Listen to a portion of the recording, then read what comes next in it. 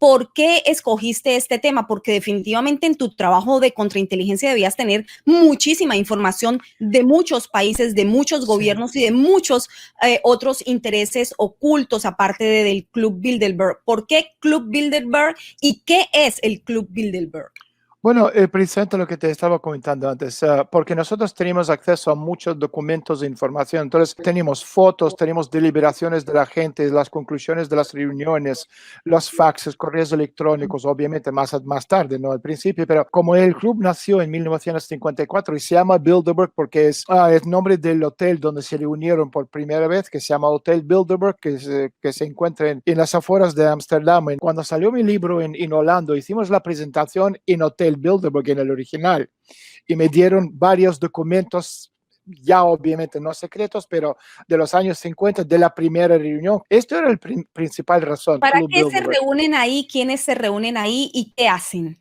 Bueno, Bilderberg es uno de los muchos nodos. O sea, mucha gente, antes de que salió mi libro, la gente hablaba de la conspiración, como te comenté, judía masónica, que el ojo que ve todo y Bilderberg es el poder en la sombra más importante. No es así. Bilderberg es una organización importante. Hoy en día es mucho menos importante precisamente porque es un elemento más, repito, es un nodo en esta máquina liberal banquera financista planetaria cuyo modelo que se llama Bretton Woods, basado en la expansión infinita, ya está en su lecho de muerte. De hecho, todo lo que estamos viendo hoy en día a nuestro alrededor está basado, ¿no? Tiene como consecuencia el hecho que el modelo que ha funcionado desde la Segunda Guerra Mundial, primero en el mundo occidental, entre 44 y 89 o 91, depende si lo miras el fin de la Unión Soviética como la caída del muro de Berlín o la caída de la Unión Soviética en 91, y a partir del 91 a nivel mundial. Entonces, Bilderberg y otras organizaciones, algunos como Comisión Trilateral, fundada por Zbigniew Brzezinski, Jimmy Carter, sobre todo David Rockefeller, es trilateral porque es Américas, Europa y Asia, por eso se llama trilateral, o organizaciones como Consejo de Relaciones Exteriores, que es el grupo hermano americano del Club Bilderberg, entre estos, digamos, tres principales nodos, ¿no?, del poder liberal banquero financista. Bilderberg, digamos, es más exclusivo, primero porque hay solo más o menos 20 personas que acuden a estas reuniones anualmente. Bilderberg, en principio, no eran países del grupo de OTAN, es decir, Europa Occidental, Estados Unidos y Canadá. Este es Bilderberg.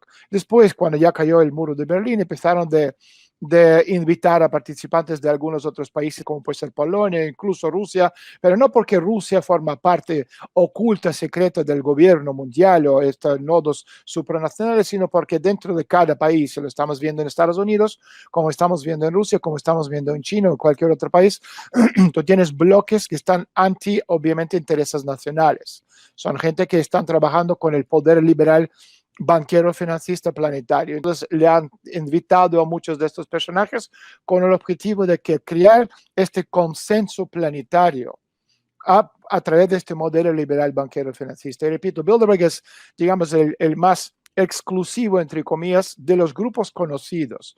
Porque yo te estoy hablando de grupos conocidos, no es una sociedad secreta, nunca ha sido secreto. De hecho, que yo tengo un libro escrito, ni solo uno, sino tres, y que sabemos que existe, y han hecho películas, han referido a estos clubes desde hace bastante tiempo, ya te dice que no son secretos. La única, por ejemplo, digamos en Estados Unidos, la única sociedad verdaderamente secreta, que ha sido secreta hasta más o menos los años 80, era Skull and Bones.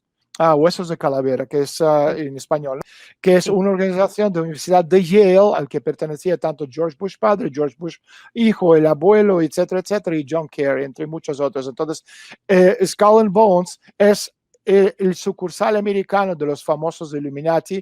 Esto así ha sido la sociedad secreta, porque llevamos más de 150 años sin que nadie supiera de su existencia, y solo en los años 80 un tipo muy conocido que se llama Anthony Saad era el primero en sacarlo a la luz. ¿Y cómo supo él? Porque su abuelo era miembro de esta organización y su abuelo, antes de morir, le dio todos los datos de información y salió todo esto a la luz. Entonces esto sí que es sociedad secreta, que ya obviamente no lo es, pero los Bilderberg y tal son grupos privados supranacionales que actúan de una forma unida con otras organizaciones a nivel internacional, con Fondo Monetario, Banco Mundial, etcétera, etcétera. Pero la idea, es decir, la ideología de esa gente no cambia.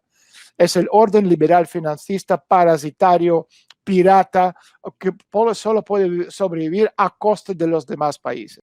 La lucha, si antes la lucha era entre el bloque capitalista y el bloque socialista, a partir del 91, cuando se fundieron estos dos modelos en uno, la lucha no terminó, simplemente pasó dentro del bloque capitalista entre los financistas liberales, es decir, los que juegan con numeritos en la pantalla de ordenador, los que han ido a por ti, los que obviamente apoyan a Soros o apoyados por Soros. Estos son los liberales financistas parasitarios que juegan con numeritos, especuladores, puro y duro.